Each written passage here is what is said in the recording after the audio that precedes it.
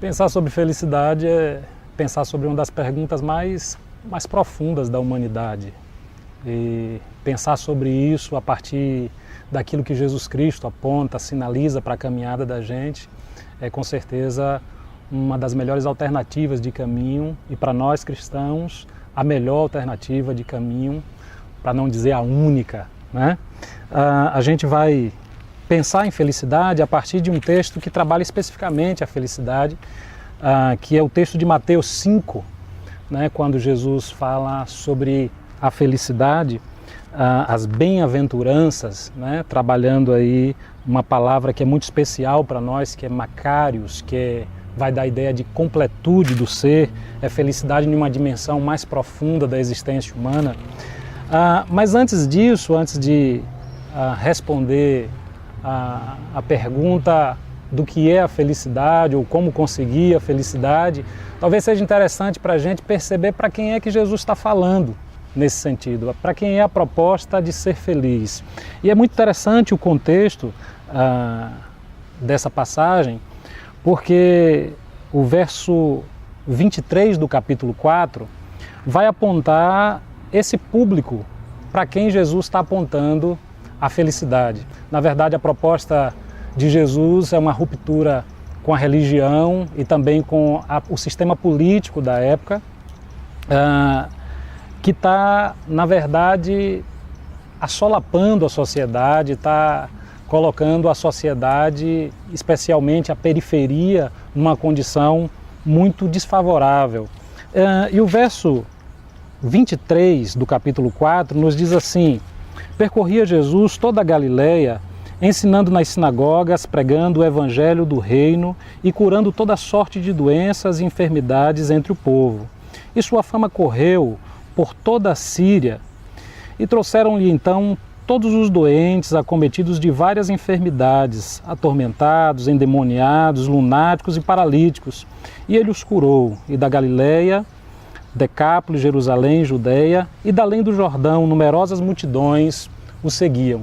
Esse é o contexto e essas são as pessoas, esse é o tipo de gente para quem Jesus está propondo felicidade.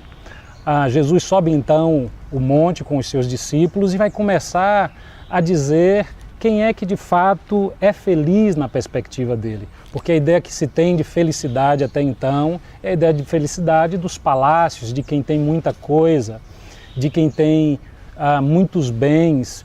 E essa comunidade sofrida, esse povo adoecido, endemoniado, lunático, está procurando uma resposta para essa felicidade que só se encontra em níveis mais altos da sociedade. E Jesus começa a falar para esse público, e especialmente para os seus discípulos, que vai cuidar desse povo, convidando-os a propor a felicidade para esse tipo de gente. E é interessante a proposta de Jesus, que é uma proposta de ruptura completa, como disse antes, com a religiosidade da época, também com o sistema político vigente, que fazia feliz quem se aproximava dele.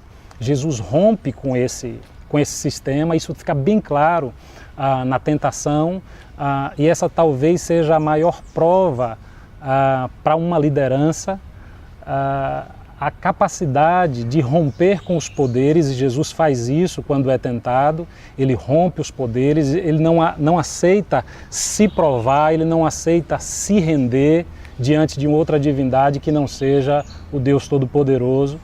E a partir disso, então, ele pode ensinar o que é ser feliz, porque ele não segue o modelo que está posto para a sua época. A partir daquilo que ele vence na tentação, Mateus traz uma coisa interessante, aí um paralelo interessante com a figura de Moisés, que é também um líder. Moisés sobe o monte, 40 dias, 40 noites, o pessoal acha que está demorando demais, né? Começa a construir outros deuses e há uma confusão razoável por conta disso.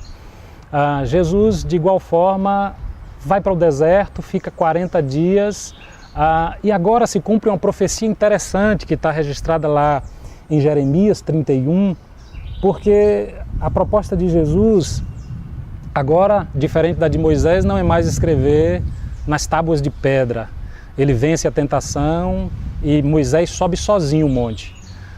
Esse é o desígnio de Deus para Moisés. Jesus sobe acompanhado de uma multidão e também dos seus discípulos, e lá ele não escreve em pedra. A proposta de Jeremias é que esse novo tempo, esse novo testamento vai ser escrito do coração humano, né?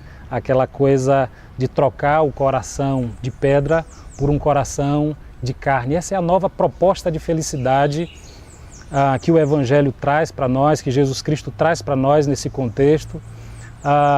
Uma sabedoria de Deus que cuida e faz a vida da gente feliz, não por quanto a gente cumpra a lei, por quanto a gente consegue cumprir do que está nela, e Ele mesmo vai dizer que Ele cumpre essa lei, mas pelaquilo que a gente consegue ser nessa caminhada, por aquilo que a gente consegue trazer para dentro da gente de luz, para aquilo que a gente consegue trazer para dentro da gente de presença do ensino de Cristo para outras pessoas, e sendo, a gente já cumpre a lei.